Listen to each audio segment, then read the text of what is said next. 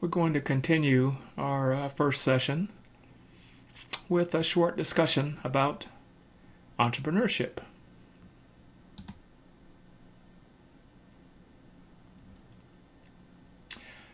Here are some of the standard dictionary definitions of entrepreneur and entrepreneurship. I even included a kind of person on the street definition. But what's your thumbnail definition of entrepreneurship?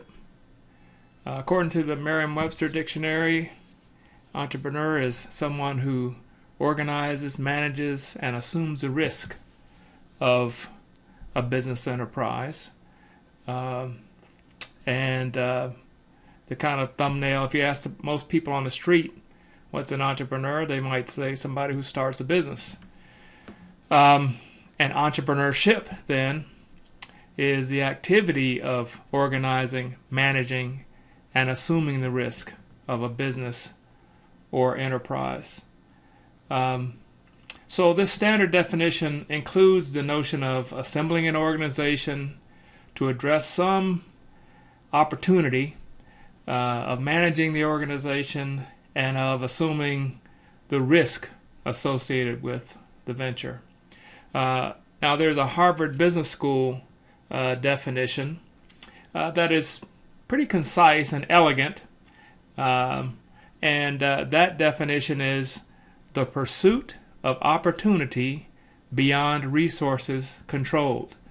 And as I say, this is an elegant kind of definition. It includes the idea of persistent effort as to pursuit, and that's certainly consistent with entrepreneurship.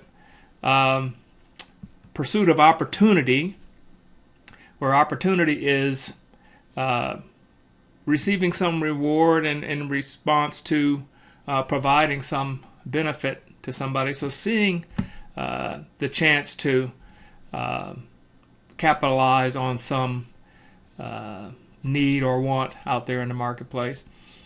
And then beyond resources controlled addresses the whole issue of risk, because to start a business, to organize a business, as an entrepreneur, you might have to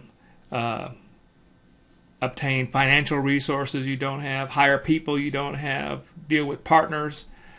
So that's the element of resources, beyond resources controlled.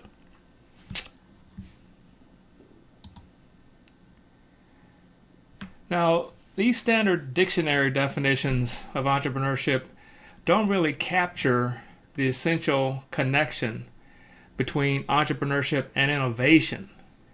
And it's this connection taken to higher levels that leads to the creation of businesses that can disrupt an entire industry or a community or society.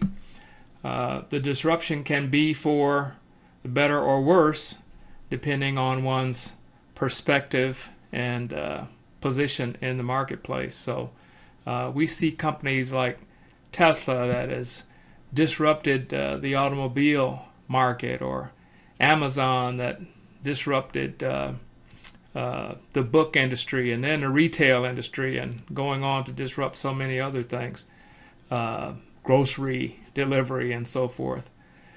Uber has disrupted the mobility market in cities, and so on. There's one there, TSMC, Taiwan Semiconductor Manufacturing Corporation. I think that's what TMC stands for.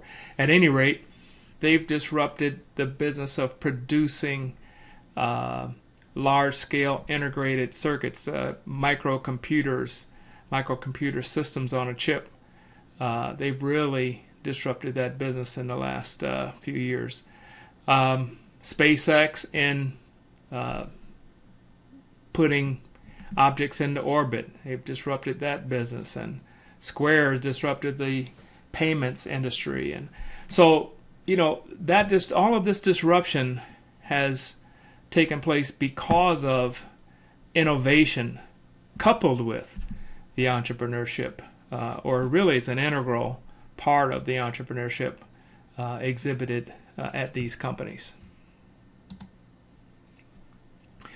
So entrepreneurship and innovation are inextricably linked, and this fact has been noted since the early 20th century by people like the noted economist J.A. Schumpeter. He spoke of the entrepreneur as one who destroys the existing economic order by introducing new products and services, or by creating new forms of organization, or by exploiting new raw materials. He could have easily added by applying new technologies.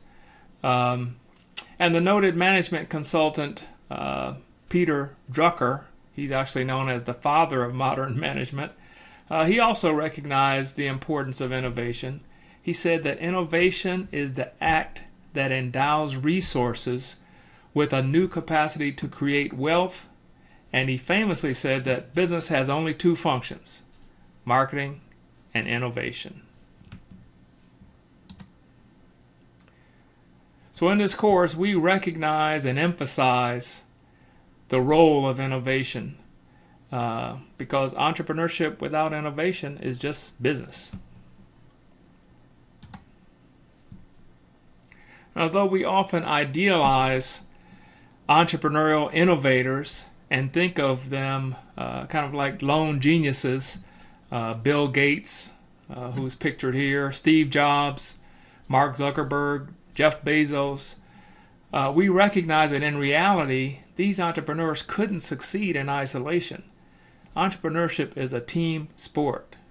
And that's why for most of this course, you'll be working on a team with fellow students to produce your entrepreneurial results. So to complete the example, though Bill Gates, who in this picture is at the bottom left, young fellow, he was the face of Microsoft and he was its first and longtime CEO.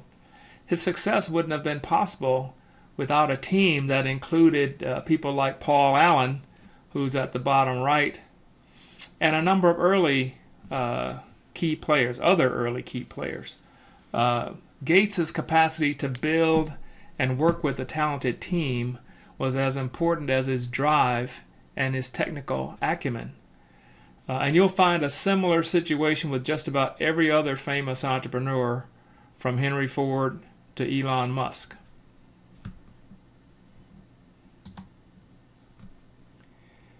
Now, the other thing is that every successful business is connected to at least two communities.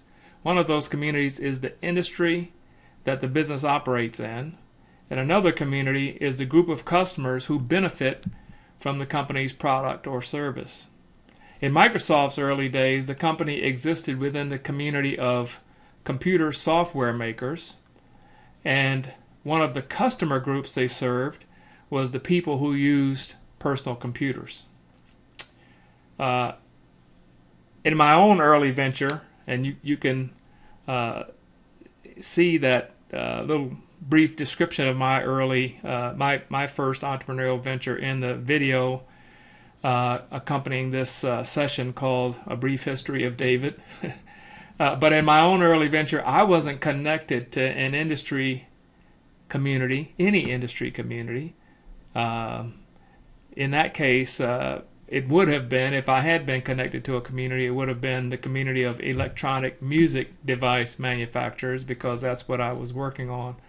And I wasn't connected to any customer community like musicians. And that, in retrospect, is the main reason why my first venture failed miserably. So in summary, entrepreneurial success requires deep expertise, and that expertise powers the innovation in the company. It requires effective teamwork, and it requires deep community engagement.